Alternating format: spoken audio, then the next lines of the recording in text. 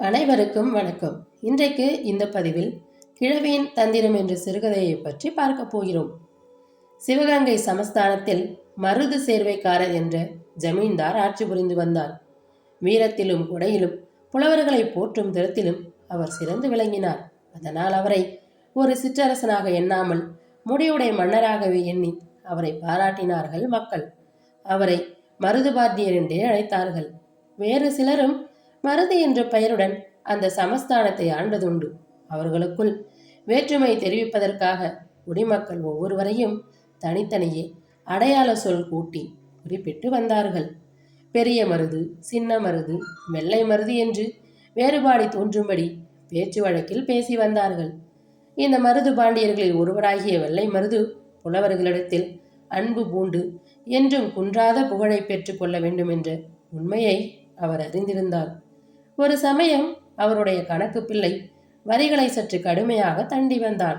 பணம் தேவையாக இருந்ததால் வெள்ளை மருது அவன் எவ்வாறு செய்வதை தடுக்காமல் இருந்தார். கொடுக்கக்கூடியவர்கள், சண்டித்தனம் செய்கிறவர்கள், நல்லவர் பொல்லாதவர் என்று பாராமல் எல்லோரையும் ஒரு கிட்டிக்குள் அகப்படுத்துவது போல அந்த கணக்கு பிள்ளை செய்து வந்தான். இதனால் சில பெரிய மனிதர்களுடைய உள்ளங்களில் வெறுப்பு உண்டானது. ஆனால் நாட்டு தலைவருடைய ஆணைக்கு மறுசொல் சொல்ல முடியுமா? வெள்ளை மருது சொல்லித்தான் கணக்கு பிள்ளை அவ்வளவு கண்டிப்பாக இருக்கிறான் என்று எல்லோரும் எண்ணினார்கள். காலம் நன்றாக இருந்தால், மழை சரியாக பெய்து விளைச்சலும் உள்ளபடி விளைந்தால் நாங்களே வரியை கட்டிவிட மாட்டோமா?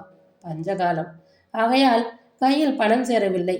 இந்த காலத்தில் இப்படி கெடுபிடி பண்ணுவதானால் லாபம் ஒன்றுமில்லை என்று அவர்கள் தங்களுக்குள்ளே பேசிக்கொண்டார்கள். வரி வசூலாகி வருகிறதை கண்டு வெள்ளை மருதுக்கு ஆனந்தம் உண்டாயிற்று. எப்படி வசூலாகிறது என்பதை அவன் விசாரிக்கவில்லை. கணக்கு பிள்ளை செய்யும் கொடுமைகள் அவன் காதில் எட்டவில்லை. புலவர் பரம்பரையை சேர்ந்த கிழவி ஒருத்தி இருந்தாள். அவளும் சமஸ்தானத்துக்கு வரி செலுத்த வேண்டிய பாக்கி இருந்தது. கணக்கு பிள்ளை அவளிடம் 2-3 தடவைகள் வந்து கேட்டான். பயமுறுத்தினான். அப்பால் ஒரு நாள் வந்து, இன்று வரி தராவிட்டால் உன் வீட்டு பண்டங்களை எடுத்து செல்ல ஏற்பாடு செய்வேன் என்றான். கிழவிக்கு கோபம் வந்துவிட்டது. கொடுக்க முடிந்தால் இந்த வரியை நான் முன்பே கொடுத்திருக்க மாட்டேனா? நீர் இப்படியெல்லாம் வந்து மிரட்டுகிறீரே. நானும் இவ்வளவு காலமாக பார்த்திருக்கிறேன். இப்படி கிட்டி கட்டி வரி தண்டுவதை கண்டதே இல்லை என்றாள். உன்னுடைய ஒப்பாரியெல்லாம் இப்போது விவரிக்க வேண்டாம். பணம் கொடுக்கிறாயா இல்லையா என்றான் கணக்கு பிள்ளை. பணம் இருந்தால் தானே கொடுக்க. இவ்வளவு அதிகாரத்தை உனக்கு கொடுத்தவர் யார் என்று கிழவி கேட்டாள். ஏன், நம்முடைய வெள்ளை மருது துரையே என்னிடம் வரி வாங்க சொன்னார் என்றான் கணக்கு பிள்ளை. கிழவிக்கு கோபம் கனலாக மூண்டது. ஓஹோ, வெள்ளை மருதுக்கு மிஞ்சி போச்சோ என்று கேட்டான். கிழவியா இப்படி பேசுகிறாள் என்று கணக்கு பிள்ளைக்கு ஆச்சரியம் உண்டாயிற்று. சமஸ்தானாபதியாக உள்ள வீரரை அவ்வளவு அலட்சியமாக பேசும் தைரியம் வேறு யாருக்கும் இல்லை. அப்படி பேசி அந்த சமஸ்தானத்தில் வாழ முடியுமா? கணக்கு பிள்ளை இந்த கிழவியை அடக்க நம்முடைய துரை அவர்களை அழைத்து வர வேண்டும் என்று தோன்றிவிட்டது. கோபத்தால் உடம்பு பதற ஓடினான். வெள்ளை மருது துரைக்கு முன்னால் போய் கிழவி கூறியதை படபடப்புடன் கூறினான். வெள்ளை மருது செய்தியை விசாரித்து அறிந்தார். அந்த புலவர் வீட்டு கிழவியா? அப்படி சொல்ல மாட்டாளே, நீ என்ன சொன்னாயோ என்றார். கணக்கு பிள்ளை கிழவியை பற்றியே குறை கூறினான். வெள்ளை மருது அவனுடைய தொந்தரவு பொறுக்காமல் கிழவியின் வீட்டுக்கு புறப்பட்டார். கிழவியின் வீட்டிற்கு ஆளுடன் யாவரும் சென்றார்கள். அந்த வீட்டிற்குள் நுழையும் பொழுது கிழவி தன் பேரனை தொட்டிலில் இட்டு தாளாட்டி கொண்டிருந்தாள். அவள் ஆத்திரத்தில் பேசிவிட்டாலும் அப்பால் ஏன் இவ்வாறு பேசினோம் என்ற எண்ணம் உண்டாயிற்று.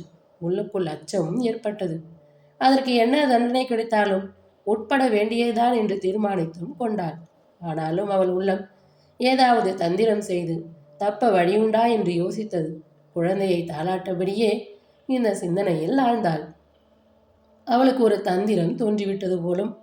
சிந்தனை தேங்கி அவள் முகத்தில் ஒளி லேசாக படர்ந்தது. அதே சமயத்தில் வெள்ளை மருது இடைவெளியில் வந்து கொண்டிருந்தார். கிழவிக்கு யாரோ வருகிறார் என்று தெரிந்துவிட்டது.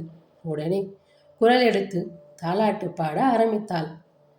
ஆராரோ ஆரினாரோ, கட்டிக்கரும்பே என் கண்மணியே கண்வளராய், குன்றுமே கம் கிளம்பி குன்றாற்றிலே விழுந்து வெள்ளம் வருது என்றதல்லால் வெள்ளை மருது என்றோனோ, கொஞ்சி விளையாடும் குழந்தைகள் காலிலிட்ட மிஞ்சி போச்சென்றதல்லால் மிஞ்சி போச்சென்றேனோ? அவள் செய்த தந்திரம் அது. தான் கூறிய வார்த்தைகளின் துணியையும் பொருளையும் மாற்றிவிட்டாள். வெள்ளை மருது என்பதை வெள்ளம் வருது என்று மாற்றி, மிஞ்சி போச்சே என்பதை மிஞ்சி போச்சு என்று மாற்றிவிட்டாள். வேகமாக பேசுகையில் 2 வகை தொடர்களுக்கும் தொனியில் வித்தியாசம் தெரியாது. நான் என்ன செய்வேன்?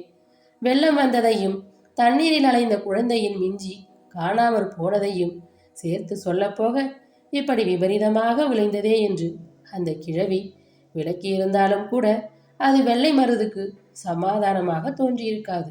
ஆனால் கிழவி பாடிய தாலாட்டு பாட்டு அத்தனை வார்த்தைகளையும் சொல்லாமல் சொல்லியது. இதை கேட்ட எல்லோரும் திகைத்து விட்டனர். வெள்ளை மருது வீட்டிற்குள் நுழையவில்லை. இடைவழியிலேயே தம் பரிவாரத்துடன் திரும்பி சென்று விட்டார்.